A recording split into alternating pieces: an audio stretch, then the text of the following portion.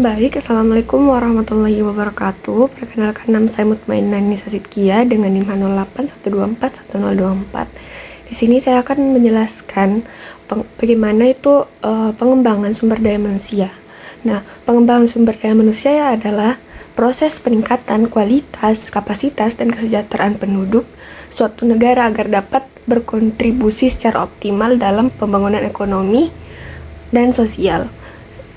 Ini merupakan investasi jangka panjang yang fundamental bagi kemajuan suatu bangsa. Yang pertama itu ada Indeks Pembangunan Manusia atau IPM atau HDI. IPM itu singkatan dari Human Development Index.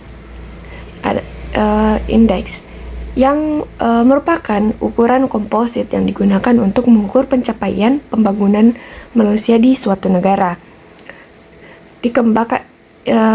IPM ini dikembangkan oleh UNDP, yaitu United Nations Development Program.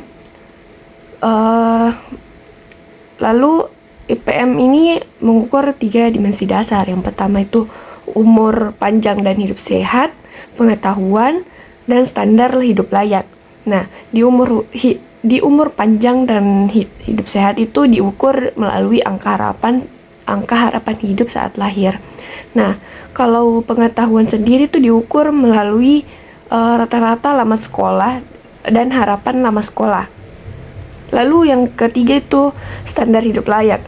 Nah, standar hidup layak ini diukur melalui pendapatan nasional bruto per kapita. Nah, IPM ini memiliki nilai antara 0 sampai 1, di mana semakin mendekati 1 menunjukkan pembangunan manusia semakin baik. Kategorinya itu yang lebih dari 0,800 itu sangat tinggi, 0,700 sampai 0,799 itu tinggi, dan 0,550 sampai 0,699 itu kategorinya sedang, dan terakhir itu kurang dari 550, kategorinya rendah. Nah, yang kedua itu ada pendidikan, kesehatan, dan keterampilan. Nah, pendidikan merupakan fondasi pembangunan SDM atau sumber daya manusia yang mencakup pendidikan formal, mulai dari SD hingga perguruan tinggi, pendidikan non formal, dan pendidikan sepanjang hayat. Pendidikan berkualitas itu menghasilkan tenaga kerja yang lebih adaptif, inovatif, dan mampu berpikir kritis. Aspek pentingnya itu ada di akses pendidikan yang merata, kualitas pengajaran dan kurikulum yang relevan, literasi dan numerasi dasar, dan yang keempat itu pendidikan tinggi dan riset. Lalu yang kedua itu ada kesehatan. Kesehatan yang baik itu memungkinkan individu untuk produktif dan berkontribusi maksimal. Investasi kesehatan mencakup layanan kesehatan dasar, gizi, dan pencegahan penyakit. Nah, aspek penting dari kesehatan ini, akses layanan kesehatan yang terjangkau, gizi dan nutrisi yang memadai, kesehatan ibu dan anak, dan pencegahan dan pengendalian penyakit. Lalu keterampilan. Keterampilan mengacu pada kemampuan teknis dan soft skill yang dibutuhkan di dunia kerja modern. Ini mencakup pelatihan vokasi, sertifikasi profesi, dan pengembangan kompetensi digital. Nah, aspek penting dari keterampilan ini yaitu yang pertama pelatihan keterampilan teknis sesuai kebutuhan industri, pengembangan soft skill seperti komunikasi, kerja tim, dan problem solving. Lalu yang ketiga itu keterampilan digital dan adaptasi teknologi. Yang keempat itu pembelajaran berkelanjutan, yaitu upskilling and reskilling. Lalu selanjutnya, yang ketiga itu ada produktivitas tenaga kerja. Produktivitas tenaga kerja adalah output yang dihasilkan per unit input tenaga kerja dalam periode tertentu. Nah, ini merupakan indikator efisiensi dan efektivitas pekerja dalam proses produksi.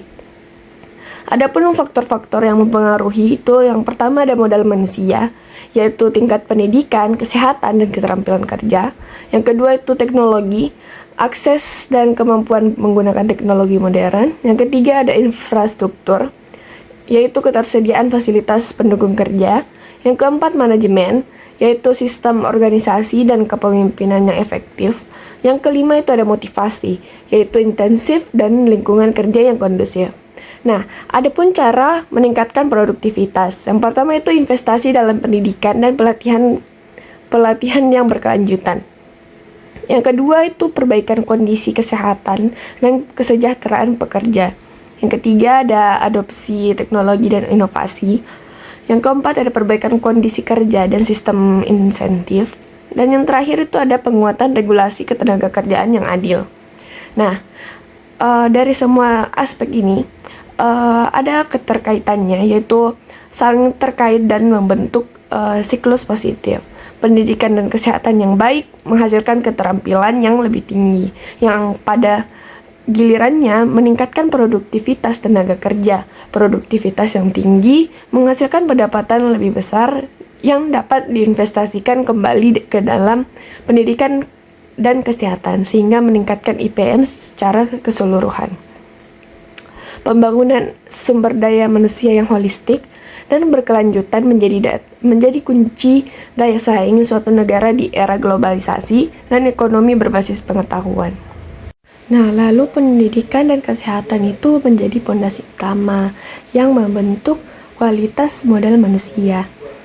Individu yang memperoleh pendidikan yang baik akan memiliki kemampuan akademik, literasi, dan keterampilan yang diperlukan untuk memasuki dunia kerja modern.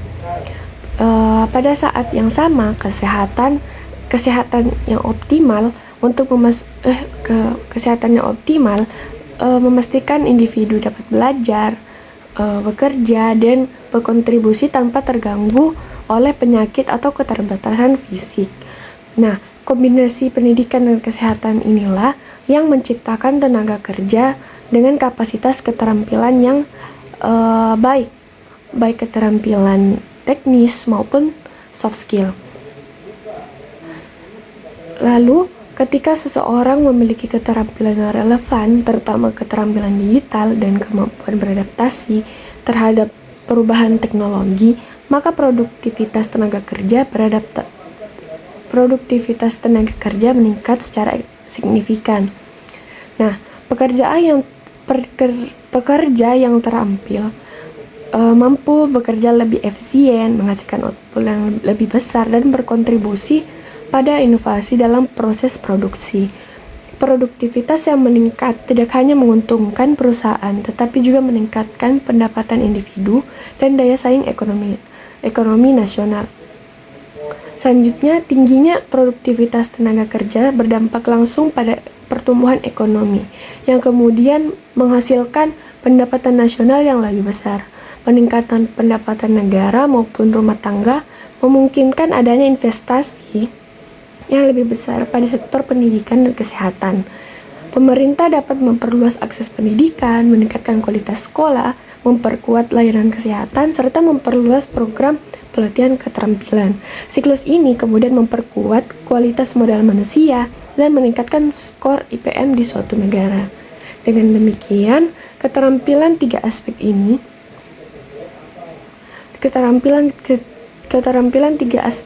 menciptakan lingkaran pembangunan yang bersifat kumulatif dan berkelanjutan. Jika salah satu aspek lemah, misalnya pendidikan yang tidak merata, layanan kesehatan yang buruk, atau keterampilan yang tidak sesuai kebutuhan industri, maka keseluruhan sistem pembangunan sumber daya manusia dapat terhambat. Namun jika ketiganya berjalan selaras, maka negara mampu mencapai pembangunan manusia yang holistik, meningkatkan kualitas hidup penduduk, memperkuat daya saing global, serta menciptakan pertumbuhan ekonomi yang inklusif dan yang berkelanjutan. Sekian dari saya. Materi selanjutnya akan dilanjutkan oleh teman saya. Terima kasih.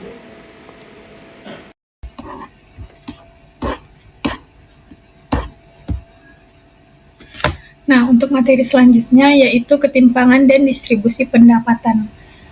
Yang pertama, teori Kuznets Curve. Jadi teori ini salah satu teori paling terkenal dalam ekonomi pembangunan yang menjelaskan bagaimana ketimpangan pendapatan berubah seiring dengan pertumbuhan ekonomi. Nah, teori ini tuh diperkenalkan oleh Simon Kuznets pada tahun 1955 berdasarkan pengalaman terhadap data historis beberapa negara yang sedang mengalami proses industrialisasi. Nah, Kuznets menyatakan bahwa hubungan antara pertumbuhan ekonomi dan ketimpangan pendapatan bersifat non-linear, yakni membentuk pola kurva U terbalik.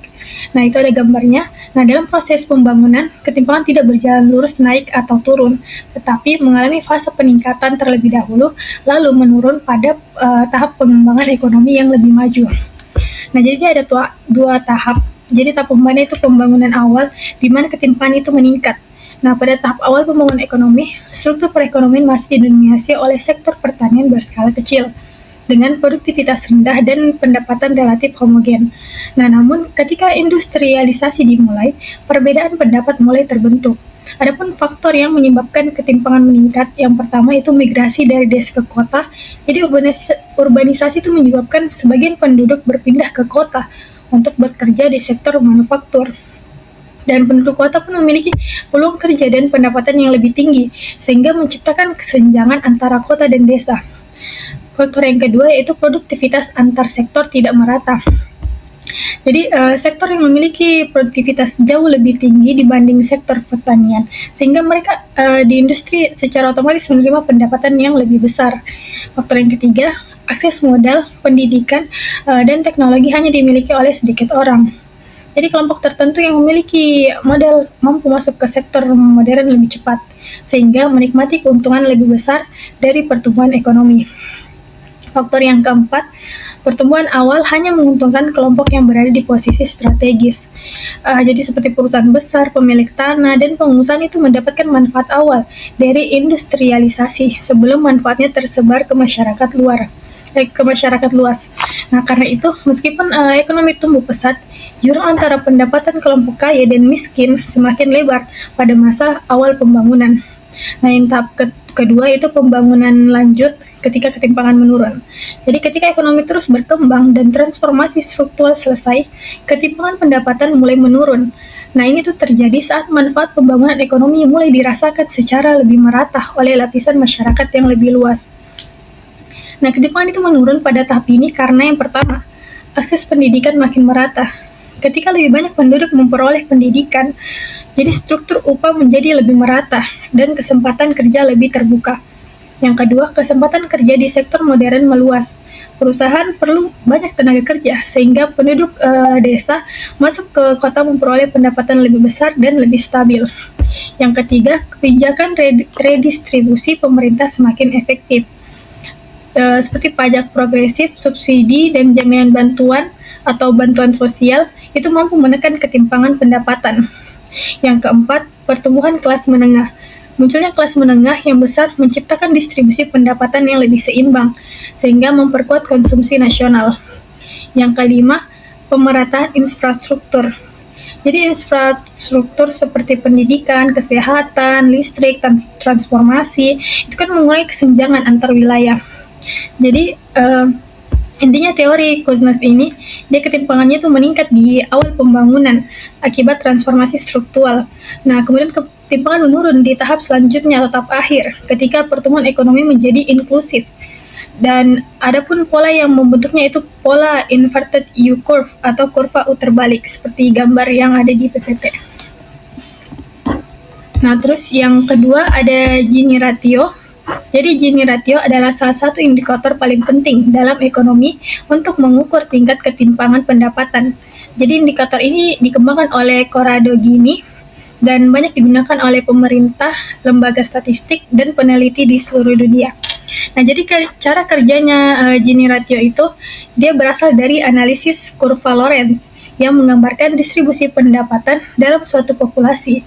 Jadi kurva Lorenz itu membandingkan presentasi kumulatif penduduk dengan presentasi kumulatif pendapatan. Jadi semakin jauh kurva tersebut dari garis sempurna yaitu garis 45 derajat, semakin timpang suatu negara. Nah, untuk interpretasi nilai Gini, kalau misalnya dia 0, itu artinya distribusinya sangat merata. Jadi setiap orang memiliki pendapatan yang sama. Jadi kondisi itu ideal tetapi hampir mustahil dalam dunia nyata. Terus ada juga nilai 1, yaitu ketimpangan sempurna. Jadi semua pendapatan hanya dikuasai oleh satu orang saja atau satu kelompok. Nah, yang ketiga yang di dunia nyata atau real life yaitu 0,5. Itu ketimpangannya tinggi. Itu banyak ditemukan di negara berkembang tertentu seperti Amerika Latin atau Afrika. Terus selanjutnya ada fungsi dan kegunaan Gini ratio. Jadi yang pertama itu untuk mengukur kondisi pemerataan pendapatan secara nasional. Jadi pemerintah itu dapat melihat apakah distribusi pendapatan itu membaik atau memburuk. Yang kedua, mengevaluasi kebijakan ekonomi. Program bantuan sosial, subsidi, dan pajak progresif kan dapat diukur efektivitasnya melalui perubahan Gini. Yang ketiga, membandingkan ketimpangan antar wilayah. Misalnya kayak membandingkan provinsi satu dengan provinsi lainnya. Yang keempat, memperkirakan stabilitas sosial. Negara dengan tingkat ketimpangan tinggi itu cenderung memiliki risiko sosial yang lebih besar. Dan yang kelima, digunakan sebagai indikator pembangunan inklusif. Jadi semakin rendah Gini, itu semakin besar manfaat pembangunan yang dirasakan oleh masyarakat luas. Selanjutnya ada dampak ketika dampak ketimpangan jangka panjang. Nah, kan pasti dampak ada dua ya, dampak negatif dan dampak positif. Nah, ketimpangan yang tinggi dan bertahan lama memberikan dampak negatif yang luas dan terstruktur terhadap pembangunan ekonomi. Jadi dampak negatif yang pertama yaitu menghambat pertumbuhan ekonomi. Jadi ketika sebagian penduduk berpendapatan rendah, daya beli nasional pasti melemah. Dan adapun dampaknya yaitu konsumsi agregat turun, permintaan barang dan jasa juga melemah, perusahaan mengurangi produksi dan investasi, pertumbuhan ekonomi dalam jangka panjang pun melambat. Nah, jadi negara ini ingin tumbuh pesat yang membutuhkan kelas menengah yang besar, bukan mendominasi kelompok kaya. Dampak negatif yang kedua yaitu menurunkan kualitas sumber daya manusia dan produktivitas. Jadi ketimpangan menyebabkan akses masyarakat miskin sangat terbatas pada pendidikan berkualitas, layanan kesehatan, makanan bergizi, pelatihan keterampilan, dan teknologi. Nah, dalam jangka panjang itu bahkan menciptakan produktivitas yang rendah dan memperburuk daya saing dan menghambat inovasi nasional. Dampak yang ketiga yaitu menciptakan instabilitas atau ketidakstabilan sosial dan politik. Jadi ketimpangan tinggi itu berhubungan erat dengan kriminalitas, polarisasi politik, meningkatnya ketidakpuasan masyarakat, resiko konflik, dan lemahnya legitimasi pemerintah. Jadi investor itu bakal enggan menanam modal di lingkungan yang tidak stabil secara sosial atau politik. Faktor dampak yang keempat yaitu memperkuat lingkaran kemiskinan. Ketimpangan menciptakan hambatan mobilitas sosial, yaitu kesulitan seseorang untuk naik kelas ekonomi. Jadi seperti misalnya ada anak dari keluarga miskin itu berpotensi tetap miskin. Jadi kemiskinan itu terus diwariskan antar generasi. Terus kesempatan pendidikan dan pekerjaan sangat terbatas. Jadi masalah itu sangat sulit untuk diatasi tanpa kebijakan jangka panjang dan intervensi pemerintah. Nah, walaupun ketimpangan sering dianggap negatif, dalam tingkat moderat ketimpangan dapat memberikan kontribusi terhadap pembangunan. Jadi dampak positif yang pertama yaitu mendorong akumulasi modal. Jadi kelompok yang berpendapatan tinggi itu memiliki kemampuan menabung yang lebih besar. Jadi tabungannya menjadi modal untuk investasi industri, ekspansi usaha, inovasi teknologi, modernisasi peralatan, penelitian dan perkembangan. Jadi modal itu dapat membantu mendorong pertumbuhan ekonomi jangka panjang. Nah, dampak positif yang kedua yaitu memberikan insentif untuk berinovasi dan bekerja lebih keras. Jadi perbedaan pendapatan menciptakan motivasi untuk meningkatkan pendidikan, meningkatkan keterampilan, bekerja lebih keras, menciptakan usaha baru, dan menghasilkan inovasi. Jadi motivasi ekonomi ini penting untuk pertumbuhan ekonomi modern. Untuk dampak yang ketiga yaitu mendukung transformasi ekonomi. Pada tahap awal pembangunan, ketimpangan mencerminkan perbedaan produktivitas antar sektor. Nah, sehingga ketimpangan ini mendorong pekerja pindah dari sektor tradisional ke sektor modern yang lebih produktif, sehingga menciptakan peningkatan efisiensi nasional, modernisasi industri, pertumbuhan kelas menengah kota, perubahan struktur ekonomi ke arah negara maju. Nah, adapun dampak positif yang keempat yaitu menjadi sumber pembiayaan pemerintah. Jadi kelompok kaya yang membayar pajak dalam jumlah besar dapat digunakan pemerintah untuk membiayai pembangunan infrastruktur, pendidikan dan kesehatan, program bantuan sosial, riset dan teknologi, pembangunan daerah tertinggal. Jadi tanpa kontribusi pajak dari kelompok ini, pembangunan negara akan jauh lebih lambat. Dan materi dari saya. Assalamualaikum warahmatullahi wabarakatuh. Perkenalkan, nama saya Mutia Hamzah dengan NIM H0812411028. Saya merupakan anggota kelompok 5 dari kelas Pengantar Ekonomi Makro A. Di sini saya akan menjelaskan mengenai kemiskinan dan juga strategi pengentasannya. Yang pertama itu saya akan menjelaskan tentang jenis-jenis kemiskinan, di mana jenis-jenis kemiskinan ini terdapat 3 jenis. Yang pertama itu ada kemiskinan struktural, yaitu kemiskinan yang disebabkan oleh struktur sosial, ekonomi, dan juga politik yang tidak adil dalam masyarakat. Kemiskinan ini terjadi karena adanya sistem yang menciptakan hambatan sistemik bagi kelompok tertentu untuk mengakses sumber daya dan juga peluang ekonomi yang ada. Contohnya itu ada 3. Yang pertama itu diskriminasi dalam pasar, di mana terdapat tenaga kerja pekerja informal, yaitu sebanyak 60% angkatan kerja itu masih belum memiliki jaminan sosial, di mana ini memperlebar ketimpangan sosial dan juga risiko eksploitasi tenaga kerja. Yang kedua itu ada ketimpangan akses terhadap tanah dan modal, di mana petani gurem dengan lahan kurang dari 0,5 hektar mengakibatkan rendahnya produktivitas pertanian dan juga terbatasnya kemampuan mereka untuk meningkatkan kesejahteraan. Yang ketiga itu ada kesenjangan antar kota dan desa, di mana pembangunan ini terkonsentrasi di Jawa. Daerah di luar Jawa itu cenderung tertinggal, di mana hal ini mengakibatkan ketidakmerataan akses layanan publik, kesempatan ekonomi, dan juga kualitas hidup antar wilayah. Nah, kemiskinan struktural ini cenderung sulit diatasi karena memerlukan perubahan mendasar dalam sistem ekonomi dan sosial. Yang kedua itu ada jenis kemiskinan absolut, di mana kondisi ini mengacu pada seseorang yang tidak mampu memenuhi kebutuhan dasar minimum untuk bertahan hidup, seperti pangan, sandang, papan, kesehatan, hingga pendidikan dasar. Nah, garis kemiskinan absolut ini biasanya diukur dengan standar tertentu, misalnya pendapatan per bulannya. Berdasarkan data BPS tahun 2024 itu garis kemiskinan di Indonesia berada di angka Rp535.547 per bulan, di mana di angka tersebut itu masih ada sekitar 9,03% penduduk atau sekitar 25 juta jiwa yang masih berada di bawah garis kemiskinan. Yang ketiga ada kemiskinan relatif.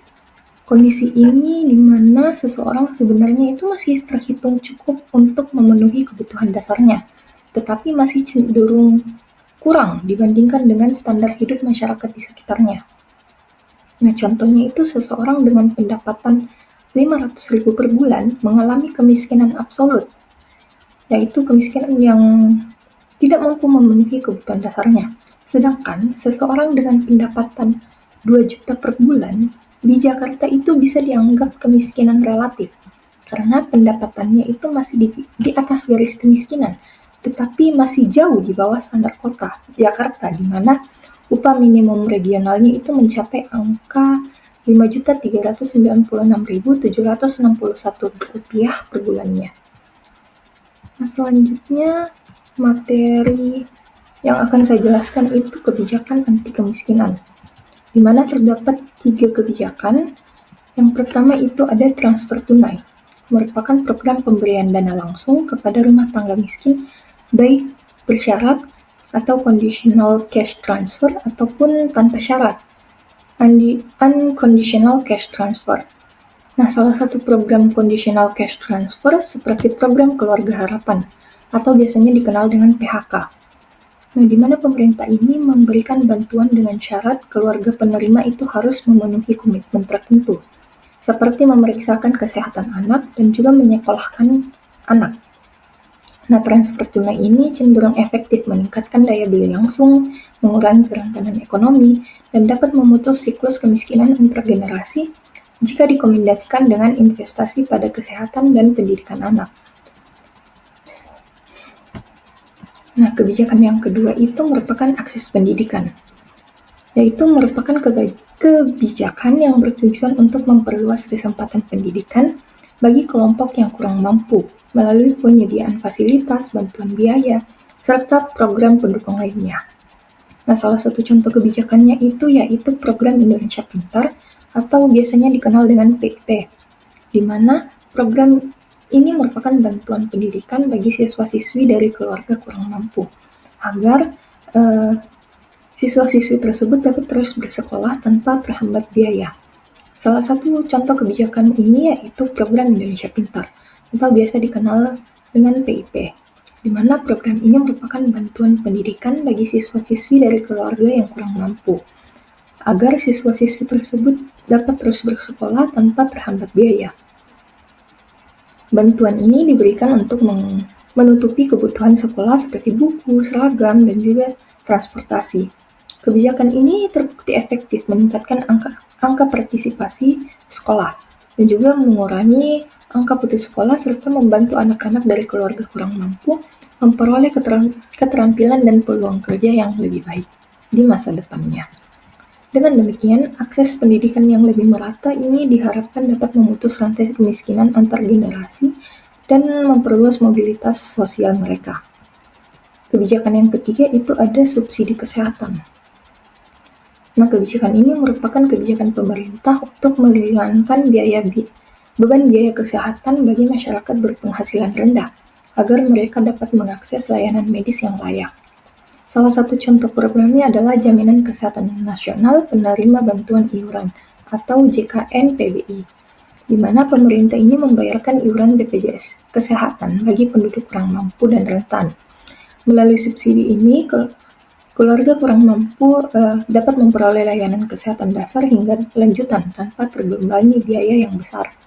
Program ini cenderung efektif mengurangi risiko kemiskinan akibat biaya kesehatan yang tinggi, sehingga dapat meningkatkan kualitas kesehatan masyarakat serta mendorong produktivitas karena individu ini dapat segera memperoleh perawatan saat sakit. Dalam jangka panjang, subsidi kesehatan berkontribusi pada peningkatan kualitas sumber daya manusia dan juga pengurangan ketimpangan akses layanan kesehatan. Materi yang ketiga yaitu hubungan kemiskinan dan juga pertumbuhan ekonomi, di mana kemiskinan dan pertumbuhan ekonomi ini memiliki hubungan yang saling memengaruhi. Pertumbuhan ekonomi yang tinggi dapat menurunkan kemiskinan melalui peningkatan kesempatan kerja dan juga pendapatan. Di mana ketika ekonomi suatu negara itu tumbuh, maka aktivitas produksi akan meningkat dan menciptakan lebih banyak lapangan kerja. Hal ini memungkinkan masyarakat yang berpendapatan rendah memperoleh penghasilan yang lebih stabil, sehingga tingkat kemiskinan dapat menurun. Namun, pertumbuhan ekonomi tidak selalu dapat menurunkan tingkat kemiskinan suatu negara, di mana jika terdapat kondisi yang membuat pertumbuhan ekonomi hanya terpusat pada sektor tertentu, wilayah tertentu, atau hanya dinikmati oleh kelompok yang berpendapatan tinggi, maka manfaatnya jelas tidak akan menyentuh masyarakat yang kurang mampu. Akibatnya, tingkat kemiskinan akan tetap tinggi meskipun angka pertumbuhan ekonomi suatu negara itu meningkat. Di sisi lain, bagaimana pertumbuhan ekonomi dijalankan itu turut menentukan efektivitasnya dalam mengurangi kemiskinan. Pertumbuhan yang mengandalkan sektor padat modal ataupun teknologi tinggi cenderung tidak banyak menyerap tenaga kerja, sehingga peluang masyarakat kurang mampu untuk ikut menikmati manfaat pertumbuhan itu menjadi terbatas. Selain itu, ketimpangan akses terhadap pendidikan, layanan kesehatan, modal usaha, dan juga infrastruktur dasar menyebabkan sebagian besar kelompok kurang mampu itu tidak memiliki kapasitas untuk meningkatkan produktivitas maupun memasuki pasar kerja yang lebih baik. Kondisi geografis seperti perbedaan pembangunan antar kota dan desa juga memperdalam kesenjangan yang ada, karena wilayah tertinggal itu cenderung sering kekurangan fasilitas ekonomi yang memadai. Akibatnya, meskipun ekonomi tumbuh, manfaatnya tetap terpusat pada kelompok atau wilayah tertentu. Sementara, kelompok miskin tertinggal dan tidak dapat berkontribusi secara optimal dalam proses pertumbuhan ekonomi.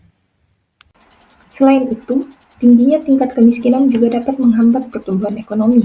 Masyarakat miskin itu akan memiliki daya beli yang rendah, akses pendidikan dan kesehatan terbatas, serta produktivitas kerja yang lebih rendah, sehingga kontribusi mereka terhadap ekonomi itu menjadi tidak optimal.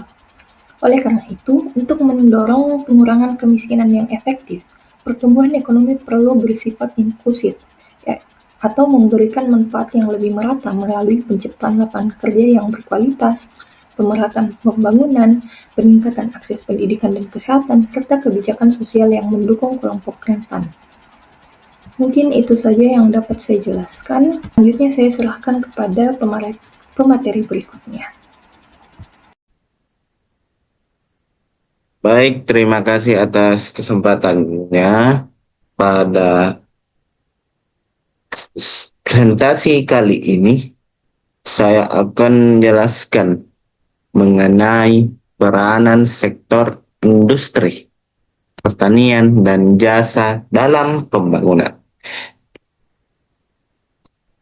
Dalam hal ini, mengenai transformasi struktural atau structural transformation, teori Lewis dual sector, urbanisasi, dan industrialisasi. Intinya adalah transformasi struktural itu bagaimana negara miskin bisa menjadi negara yang maju. Dalam artian negara berkembang harus mengubah struktur ekonominya. Jika yang dulu bergantung pada pertanian, kita harus bergeser ke industri dan jasa, karena ini bernilai tinggi, karena di sana letak produktivitasnya dan pendapatannya lebih besar. Langsung saja, mengenai transformasi struktural merupakan proses pergeseran struktur ekonomi dari sektor dengan produktivitas rendah, biasanya pertanian tradisional, ke sektor dengan produktivitas lebih tinggi, industri manufaktur, dan jasa modern. Inilah indikator utama keberhasilan dalam pembangunan ekonomi jangka panjang. Biasanya pola umum pergeseran itu, tahap awalnya ekonomi didominasi oleh sektor pertanian. Sebagian besar tenaga kerja bekerja sebagai petani subsisten, atau hanya cukup untuk gajinya hanya cukup untuk makan sendiri. Kontribusi terhadap PDB besar, tetapi produktivitasnya rendah. Tahap menengah biasanya atau industrialisasi, terjadi pergeseran tenaga kerja dan modal ke sektor industri. Akibatnya manufaktur bisa tumbuh pesat, menciptakan added value atau nilai tambah, dan menyerap tenaga kerja dari desa,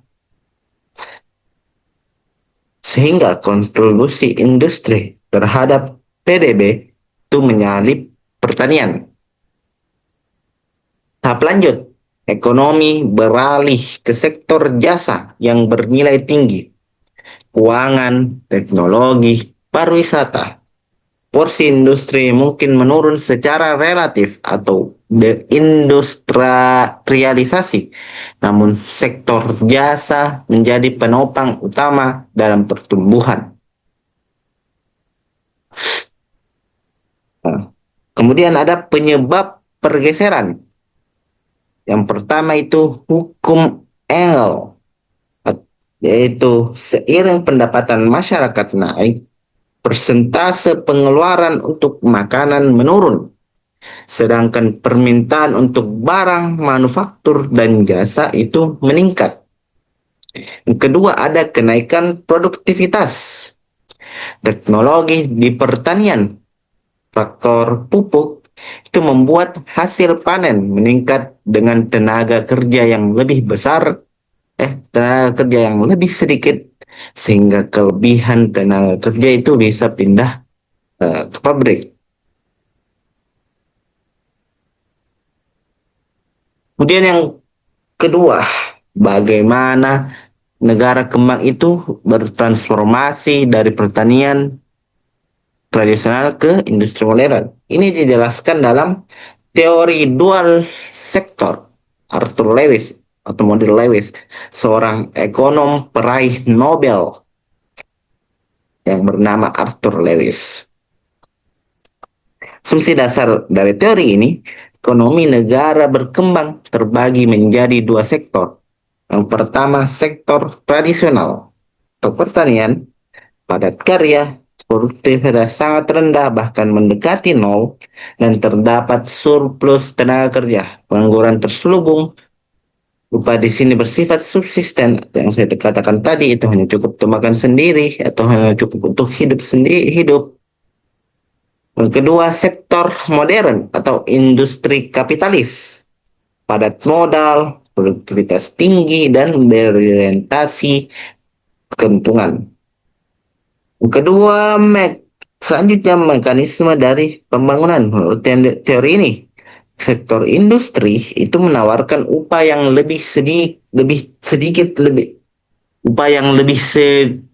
sedikit lebih tinggi daripada sektor pertanian untuk menarik tenaga kerja.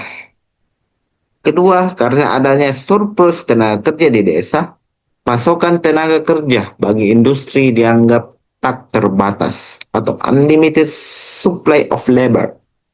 Industri bisa merekrut banyak pekerja tanpa perlu menaikkan upah secara signifikan. Ketiga, keuntungan yang didapat pengusaha industri itu bisa diinvestasikan kembali atau reinvested untuk membeli mesin baru ataupun perluas pabrik, atau juga bisa ekspansi keluar kota atau keluar daerah.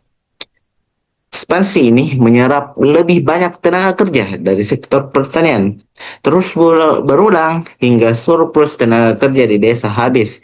Titik inilah yang biasa disebut dengan Lewis turning point. Setelah titik ini, upah di seluruh ekonomi akan mulai naik secara nyata. Kemudian yang terakhir, tahap terakhir yaitu urbanisasi dan industrialisasi. Dari proses perpindahan tenaga kerja dari desa dan kota, inilah yang disebutkan dengan urbanisasi. Dalam pembangunan ekonomi, kedua proses ini saling berkaitan erat seperti dua sisi mata uang. Industrialisasi sebagai penarik atau pull factor. Pabrik-pabrik dan kantor jasa modern umumnya berlokasi di perkotaan karena butuh akses listrik, pelabuhan, dan pasar yang baik. Konsentrasi industri ini menciptakan lapangan pekerjaan yang menarik penduduk desa untuk pindah ke kota. Yang kedua, urbanisasi sebagai pendorong dari produktivitas. Aglomerasi ekonomi, yaitu ketika perusahaan dan pekerja berkumpul di suatu area atau kota, biaya transportasi turun, pertukaran ide lebih cepat, dan inovasi lebih mudah terjadi. Namun, urbanisasi tanpa industrialisasi yang cukup, sering disebut pseudo urbanization, itu bisa berbahaya Hal ini menyebabkan kota dipenuhi pekerja sektor informal, pedagang kaki lima, buruh serabutan karena pabrik tidak mampu menyerap arus migrasi sehingga memicu munculnya daerah kumuh atau slums yang yang merupakan produktivitasnya tetap rendah sehingga memicu isu sosial dan kemacetan. Kesimpulannya adalah pembangunan bukan hanya tentang pertumbuhan PDB, tetapi tentang kualitas pertumbuhan tersebut. Negara harus sukses memindahkan sumber daya, terutama SDM kita, dari sektor tradisional atau biasanya pertanian ke sektor yang modern atau industri dan jasa. Dan pemerintah juga harus memastikan reformasi struktural berjalan dengan baik sehingga mesin pertumbuhan dan industri bisa menyerap perpindahan tenaga kerja tersebut sesuai dengan model Lewis dan menciptakan kota yang produktif. Sekian, terima kasih. Assalamualaikum warahmatullahi wabarakatuh.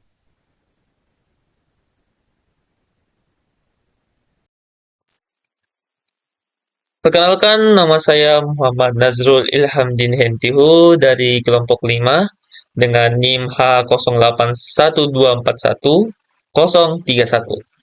Pada kali ini, saya akan mempresentasikan materi yang mengenai lingkungan, keberlanjutan, dan pertumbuhan hijau. Nah, untuk yang paling pertama itu adalah saya akan membahas konsep pembangunan berkelanjutan atau bisa saja kita sebut dengan sustainable development. Nah, pembangunan berkelanjutan ini didefinisikan sebagai pembangunan yang memenuhi kebutuhan generasi sekarang tanpa mengorbankan kemampuan generasi yang akan mendatang. Gunanya ini adalah untuk memenuhi kebutuhan mereka sendiri. Dalam konsep ini sangat penting karena mengingatkan kita bahwa pembangunan ekonomi tidak boleh mengorbankan masa depan anak cucu kita. Nah, pembangunan berkelanjutan ini bertumpu pada 3 pilar utama. Yang pertama itu pilar ekonomi yang menekankan pertumbuhan ekonomi yang inklusif dan berkelanjutan. Lalu yang kedua itu ada pilar sosial yang mencakup keadilan sosial, pengentasan kemiskinan, dan kesejahteraan masyarakat. Lalu yang ketiga itu ada pilar lingkungan yang berfokus pada pelestarian sumber daya alam dan ekosistem. Untuk pengimplementasikannya konsep ini itu secara global, yaitu PBB setelah menetapkan Sustainable Development Goals atau kita bisa sebut dengan SDGs pada tahun 2015.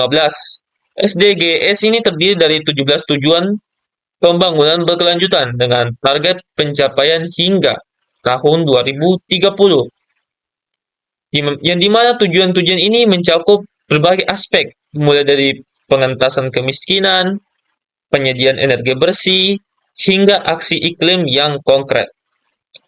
Lalu yang selanjutnya itu saya akan membahas ke green economy atau ekonomi hijau. Green economy sendiri ini adalah sistem ekonomi yang menghasilkan peningkatan kesejahteraan manusia dan keadilan sosial, sambil mengurangi risiko lingkungan dan kelangkaan ekologis secara signifikan. Ekonomi hijau ini memiliki beberapa karakteristik kunci. Yang pertama itu pada rendah karbon atau low carbon, yang berarti green economy ini mengurangi emisi gas rumah kaca. Lalu yang kedua itu ada efisien dalam penggunaan sumber daya alam. Lalu yang ketiga ada inklusif secara sosial sehingga manfaatnya dapat dinikmati semua lapisan masyarakat. Dan keempat, secara aktif mengurangi emisi gas rumah kaca. Lalu implementasi ekonomi hijau dapat kita lihat dalam berbagai bentuk. Misalnya, industri ramah lingkungan yang menggunakan teknologi bersih. Lalu ada pertanian organik dan berkelanjutan yang tidak merusak tanah. Lalu ada transportasi ramah lingkungan seperti kendaraan listrik dan transportasi publik, serta ekonomi sirkular yang mengurangi limbah melalui prinsip daur ulang. Lalu yang selanjutnya di sini saya akan membahas salah satu dilema terbesar dalam ekonomi makro, yaitu trade-off antara pertumbuhan ekonomi dan kelestarian lingkungan.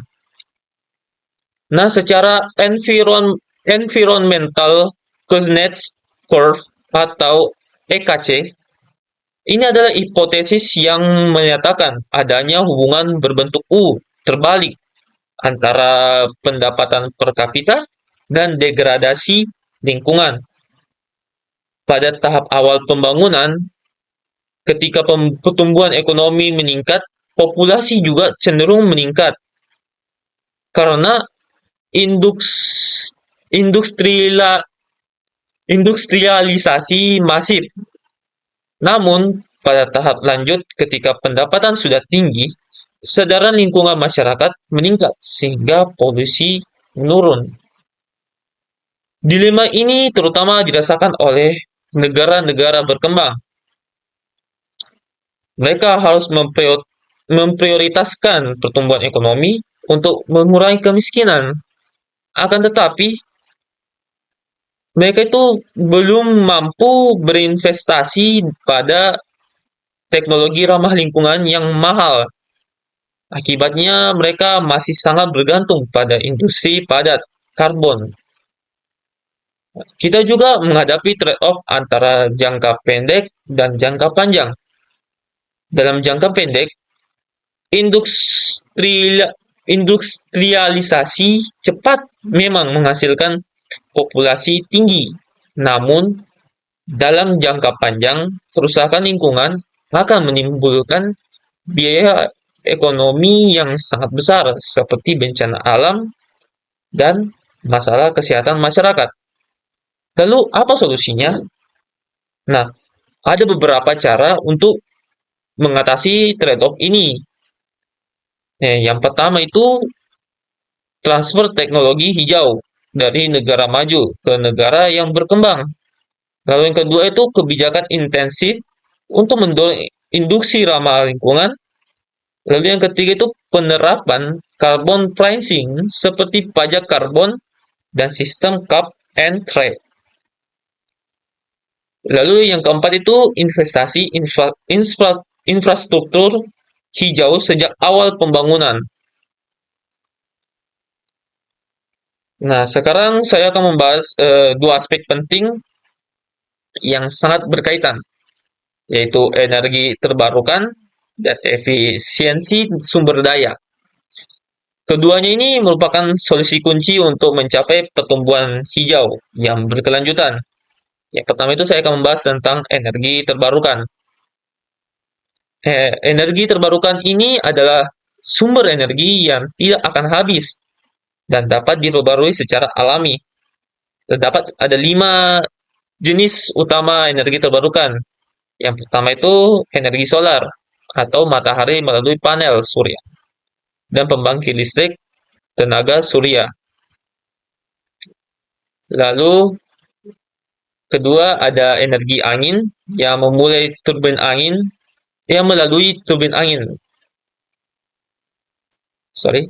Lalu yang ketiga adalah energi air yang melalui pembangkit listrik tenaga air atau PLTA. Lalu keempat ada biomasa yang berasal dari bahan organik seperti limbah pertanian dan sampah organik.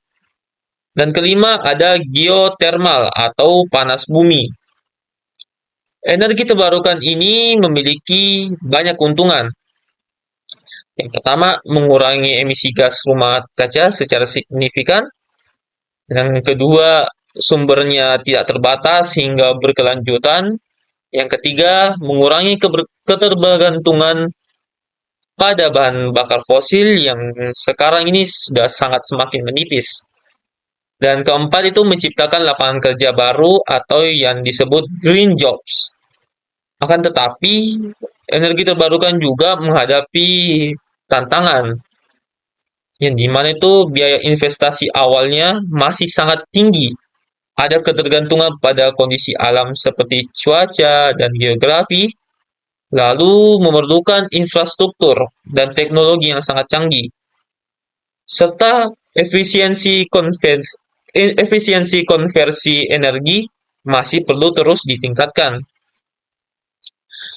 Lalu saya akan lanjutkan di efisiensi sumber daya. Nah, efisiensi sumber daya ini sama pentingnya dengan energi terbarukan. Prinsip dasar efisiensi sumber daya ini adalah menggunakan lebih sedikit sumber daya untuk menghasilkan output yang sama atau bahkan lebih besar, mengurangi pemborosan, dan mengoptimalkan proses produksi. Terdapat ada 3 strategi utama untuk meningkatkan efisiensi sumber dayanya. Yang pertama itu strategi efisiensi energi. Nah, ini dapat dilakukan melalui bangunan hemat energi atau green building, lalu penggunaan peralatan efisiensi energi seperti lampu LED dan AC inverter, serta penerapan smart grid teknologi untuk distribusi listrik yang lebih efisien. Terus yang kedua itu ada strategi efisiensi material. Caranya dengan mendesain produk yang tahan lama sehingga tidak cepat rusak. Akan tetapi menggunakan material daur ulang dalam produksi dan meminimalisasi packaging atau kemasan produk. Lalu yang ketiga ada ekonomi sirkular. Nah, strategi ini yang mengikuti prinsip 4R. Yang pertama, reduce atau mengurangi penggunaan sumber daya. Yang kedua, reuse atau menggunakan kembali produk yang masih layak pakai. Lalu ketiga, recycle atau mendaur ulang material menjadi produk baru. Dan keempat, recover untuk memulihkan energi dari limbah yang tidak dapat didaur ulang. Nah, jadi energi terbarukan dan efisiensi sumber daya ini adalah dua sisi mata uang yang sama, yang dimana energi terbarukan menyediakan sumber energi yang bersih dan berkelanjutan, sementara efisiensi sumber daya memastikan kita menggunakan energi dan material tersebut secara optimal tanpa pemborosan. Sekian dari saya. Ya, bismillahirrahmanirrahim. Jadi pada kesempatan kali ini saya akan jelaskan mengenai kebijakan pemerintah dalam mendorong pertumbuhan dan pengembangan. Dalam hal ini terkait kebijakan fiskal, belanja infrastruktur subsidi produktif, kebijakan moneter, kebijakan industri, informasi struktural, regulasi birokrasi, investasi asing.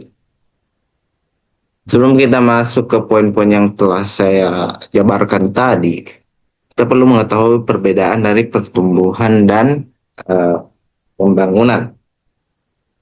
Pertumbuhan dan pembangunan itu bedanya, kalau pertumbuhan itu adalah kenaikan produksi, kapasitas produksi. Biasanya itu diukur dengan PDB-nya atau gross domestic atau GDP yang bersifat kuantitatif, sedangkan pembangunan ekonomi itu kenaikan kapasitas kualitas hidup masyarakat, baik dari segi aspek pendidikan, kesehatan, pemerataan pendapatan yang disertai pertumbuhan ekonomi. Ini biasanya bersifat kualitatif dan kuantitatif.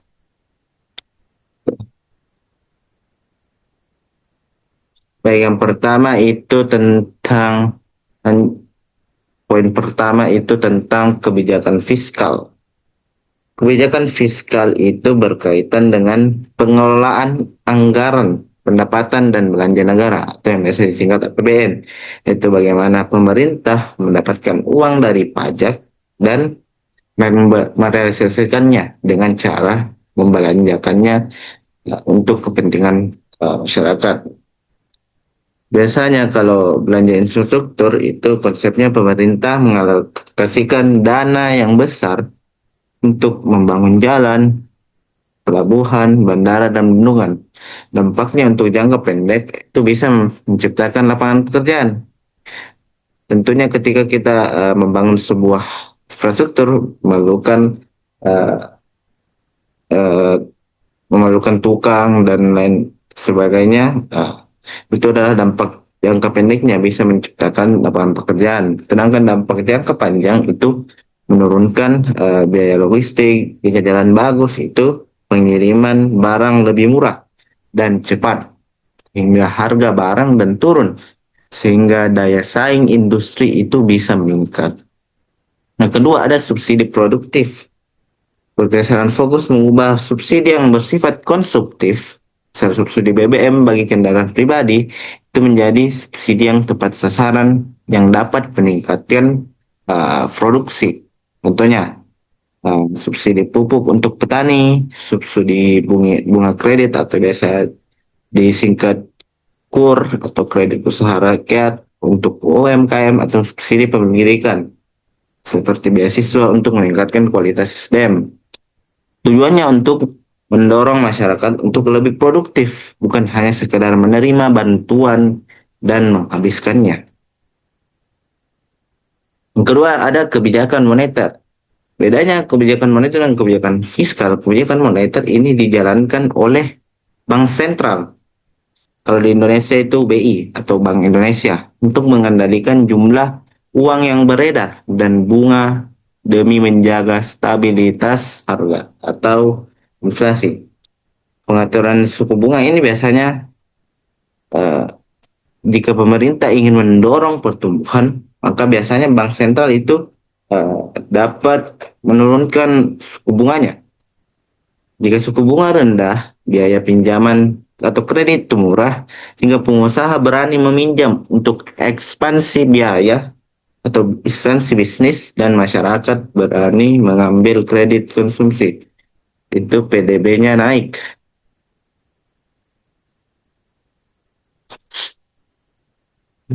Dengan stabilitas untuk nilai tukar dan inflasi, pertumbuhan ekonomi membutuhkan kepastian.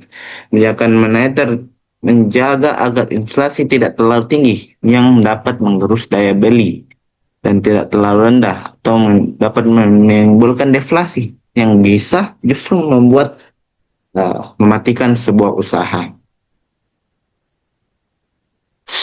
Yang ketiga, ada kebijakan industri. Kebijakan industri ini adalah campur tangan dari pemerintah secara spesifik untuk memajukan sektor-sektor strategis tertentu agar negara tidak hanya bergantung pada sektor atau pada barang mentah. Contohnya, hilirisasi atau downstreaming itu mewajibkan industri untuk mengelola bahan mentah dalam negeri sebelum kita ekspor. Contohnya, larangan ekspor biji nikel mentah wajib diolah menjadi ferronikel atau baterai di dalam negeri sehingga bisa menambahkan added value atau nilai tambah itu meningkat berkali-kali lipat sehingga harganya bisa lebih menguntungkan. Insentif sektoralnya memberikan keringanan pajak bagi industri pionir atau industri berteknologi tinggi yang mau berinvestasi dalam negeri. Yang kedua itu mendorong transformasi dari ekonomi berbasis komoditas ke ekonomi berbasis manufaktur dan jasa. Yang terakhir ada reformasi struktural atau structural reform Ini adalah upaya membenahi pondasi ekonomi agar efisien. Seringkali ini adalah bagian tersulit, namun paling krusial dalam jangka panjang untuk sebuah negara. Pertama, regulasi dan birokrasi atau ease of doing business. Masalahnya, izin yang berbelit-belit dan tumpang tindih aturan pusat daerah itu dapat menghambat usaha masyarakat. Sehingga solusinya adalah harusnya di Indonesia itu penyederhanaan aturan seperti Omnibus Law di Indonesia, digitalisasi izin, dan pemberantasan pungli. Tujuannya untuk mempercepat proses bisnis agar biaya ekonomi tidak mahal. Kedua, untuk investasi asing atau foreign direct investment, biasa disingkat FDI, itu dapat membuka sektor-sektor tertentu untuk investor asing. Mengapa ini penting? Karena modal dalam negeri seringkali terbatas. FDI tidak hanya membawa uang atau modal, tetapi juga membawa transfer teknologi dan akses pasar internasional. Pemerintah menjamin kepastian hukum agar investor asing mau menanamkan modal dalam jangka panjang, bukan sekedar hanya uang panas di pasar saham. Oke, itulah tadi mengenai kebijakan pemerintah dalam mendorong pertumbuhan dan pembangunan.